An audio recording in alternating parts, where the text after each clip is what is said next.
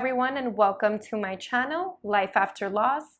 My name is Lindsay, and if you are a returning follower, welcome back. If this is your first time visiting my page, make sure to look at my introduction video. My page is dedicated to expressing our grief experiences by sharing our story, my story, to build a community where it's okay to feel and process things as they come up. If you also haven't already subscribed to my channel, make sure you hit that subscribe button, turn on the notifications, follow me on Instagram and Twitter at _lifeafterloss, and email me with any questions or if you would like to be a guest in one of my videos. Today we are going to be talking about fear of someone else dying.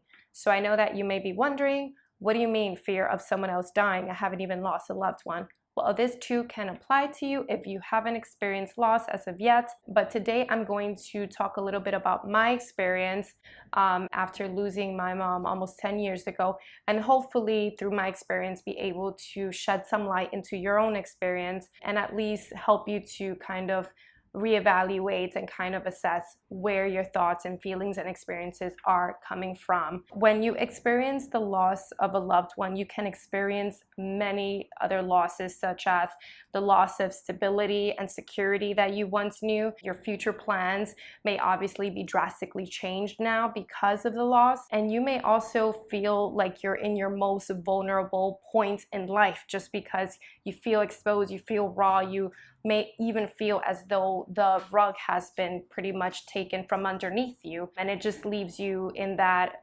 initial shock after the loss. Death is, for me, the analogy that I place on it, that it removed the veil that I once had for life, right? So when the loss of my mom happened, I pretty much saw life in a very different perspective. So the life that I once knew prior to her death was like completely obliterated pretty much, just because that's when I felt like shit got real. Like, this is life. Like, this is how life is on the other side. And it really like makes you pay attention and be aware of things that perhaps before you may have not even looked at or thought about twice, right? Before my mom passed away, death was something that, yes, we kind of like talked about in kind of a humorous, joking way. I remember there was many times during my childhood where she would complain of, you know, pains and aches, and if you have a Dominican mom, you may relate to this as well, but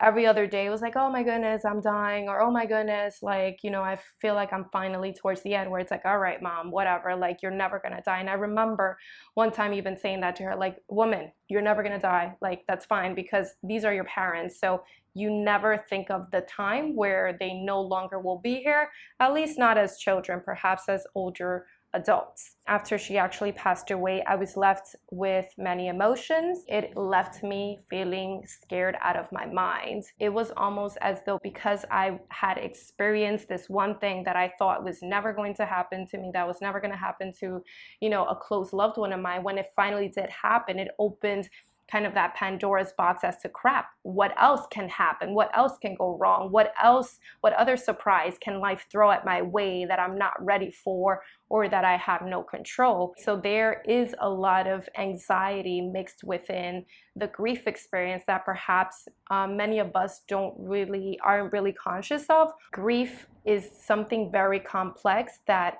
it may introduce you to many emotions that you perhaps did not know lived within you.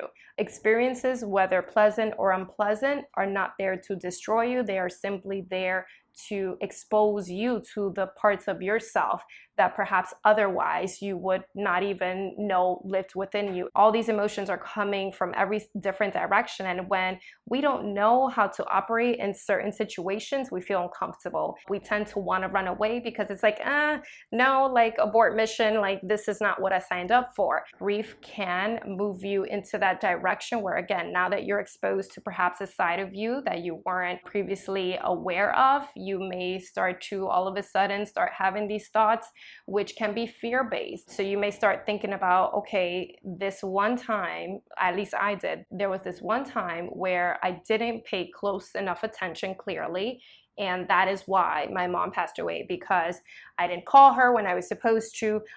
There was something in me that didn't do what I had to do in order for me to have control of the situation. Now I was twice as hyper-vigilant as I was before, just because now I had to pay attention that this wouldn't happen to me again.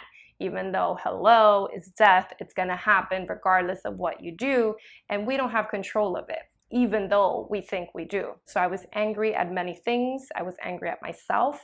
I was angry at God. I was angry at life. I was angry at people. I was pretty much just angry with the world. I felt like I was victimized in my own experience in this life. So I started to see myself as being a person that was just born to suffer or to be unhappy. After my mom died, I was like, that's the worst thing that could possibly have happened. It happened. And I'm almost here to now like live through my torment. And I was just like, this is going to be a very long, exhausting life. Then I was just like, holy crap, like who else am I going to lose? Death definitely kind of heightens your awareness as to how real life can get. But even the lack of not experiencing necessarily the death of a close loved one can also make you scared, in the sense where it's like, hold on, like life has been going well, like good things have been happening, I'm happy, I have my loved ones next to me. It's like, when is the show gonna start? Like, when is something bad gonna happen? Because bad things happen to everyone. That fear kind of comes out and manifests itself in different ways. I've actually been able to, again, sit with this fear and try to understand it, as far as like, where is it coming from? It came from the fact that I felt a point in my life where I should have been in control and I wasn't. Like, that's something that never sat really well with me. And it also attributes to my resistance to accepting my mom's death and her passing, right? So again, anytime you feel like you should have had control, anytime where you're trying to regain control by trying to prepare, trying to prevent, that is just how pretty much your phase of denial and your stage of denial kind of manifests itself. And truly, it doesn't matter if 1,000 years pass by. There's no timetable to the stages of grief, right? You can accept it and then go back to denial. I all of a sudden started to really become scared to not do certain things and therefore fail an opportunity to be able to save a loved one, right?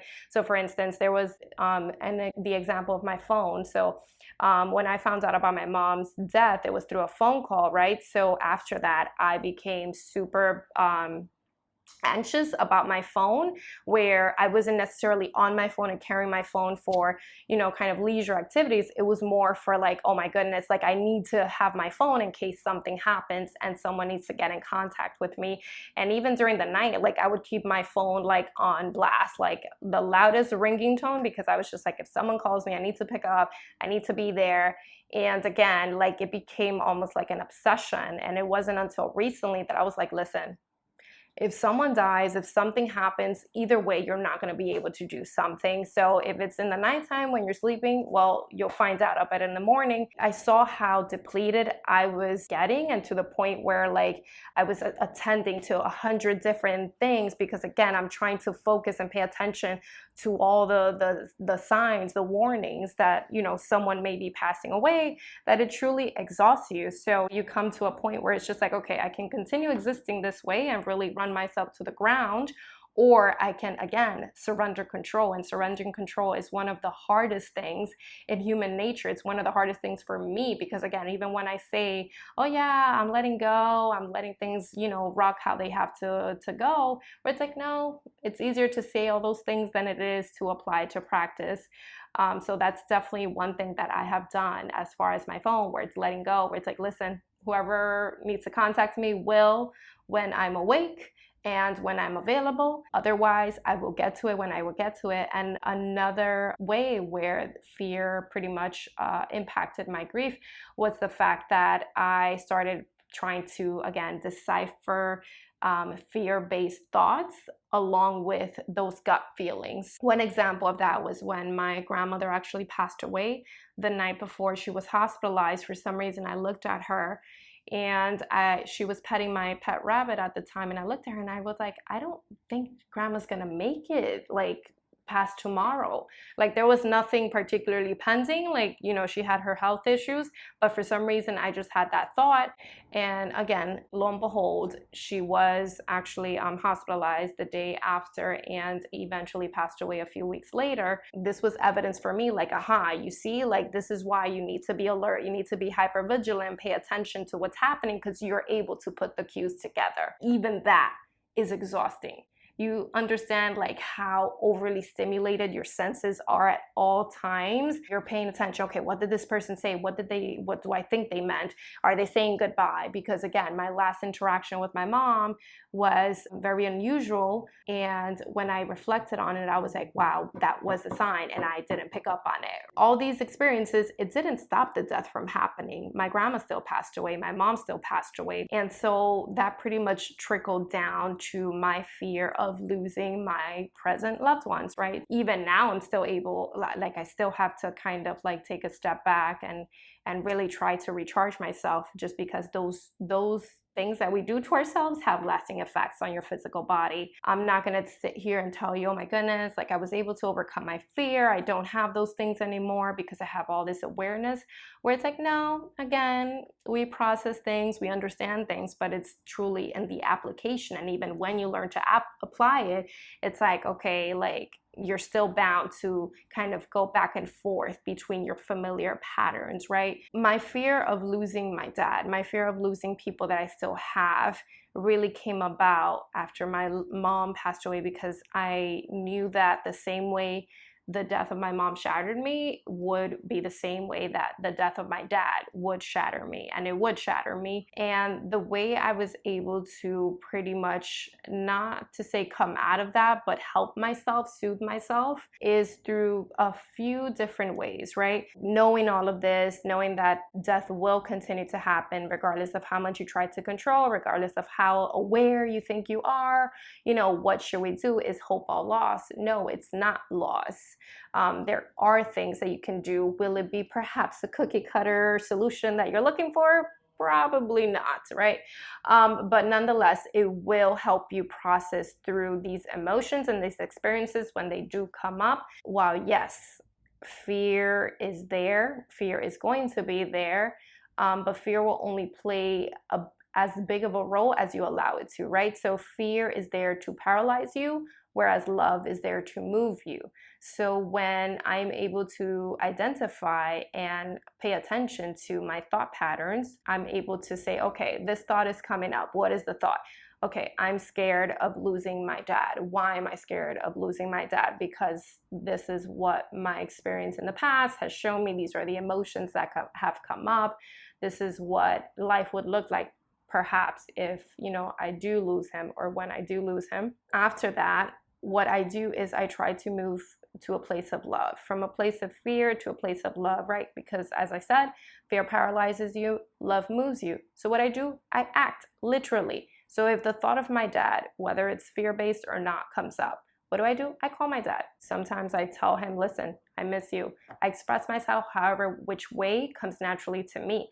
And there's times where I even have the conversation where I'm like, Dad, you better take care of your health because I don't have time for you not to be here. I say that jokingly, but pretty much I just talk to him, because talking to him helps me be in the moment, helps kind of alleviate that anxiety, and helps me understand that while I don't have control of tomorrow, or when I do lose him, the one thing I do have control over is what I'm doing right now. And it's that practice of mindfulness, of being present in the moment, because that is all we have control over, right?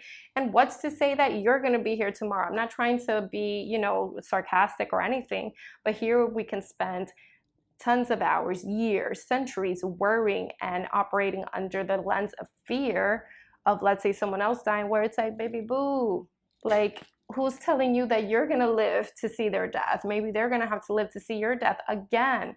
It's just the factor of unknown that we don't like. We like to know everything. We want to know how things are gonna work out. One thing that this all has taught me is to live more in the moment and be more present. What hasn't happened yet hasn't happened. You don't know how things are going to play out, and a lot of times things play out worse in your head than what they actually play out. So it's up to you how much energy you want to invest in worrying versus living, not just existing, because I know what it's like to exist and it's not fun. You might as well be a walking zombie. Tomorrow is not here and you don't know if you'll be here tomorrow, right? So all you can do is focus on the now. So while I cannot provide you with a cookie cutter solution, I can only provide you with tools that will help you tailor your experience, because as I mentioned to you time and time again, there is no right way or wrong way to experience your grief. There is only your way.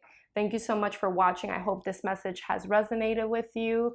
Please do feel free to comment below, share your experience with me. Follow me on Instagram and Twitter. Send me an email, hit that subscribe button, and make sure you turn the notification button on. Thank you so much, guys. Until the next.